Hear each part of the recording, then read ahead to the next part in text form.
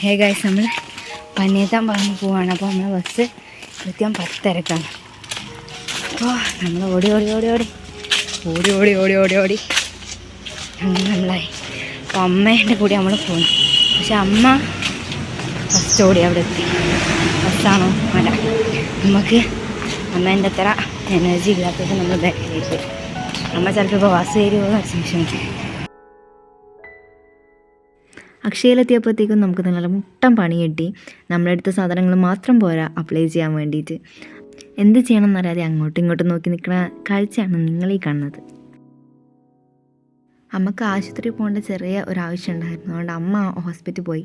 അപ്പം നമ്മൾ ഈ കാര്യങ്ങളെല്ലാം വിളിച്ച് അമ്മേനോട് പറഞ്ഞ് അമ്മ പറഞ്ഞ് ഞാൻ വേണ്ടുന്ന കാര്യങ്ങളെല്ലാം വീട്ടിൽ നിന്ന് എടുത്തിട്ട് വരാം. ഞാൻ പറഞ്ഞു ഓക്കെ.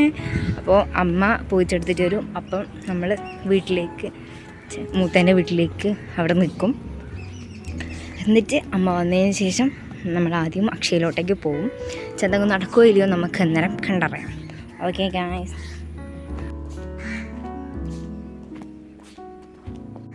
അപ്പം നമ്മളങ്ങനെ വീട്ടിലെത്തി. ഇതാണ് ഗൈസ് മൂത്തേൻ്റെ വീട്. അത് കള്ളന്മാരെ പോലെ തുറക്കാൻ ശ്രമിക്കുകയാണ്. നമ്മൾ ഇവരോട് പറഞ്ഞിട്ടുണ്ടായില്ല നമ്മൾ വരുന്ന കാര്യം. അപ്പം ഇവർ സർപ്രൈസായി. ഇതിൻ്റെ പാർട്ട് 2 വീഡിയോ എന്തായാലും വരുന്നതായിരിക്കും. അപ്പോൾ നമുക്ക് വീണ്ടും കണ്ടുമുട്ടാം. അതുവരേക്കും ബൈ.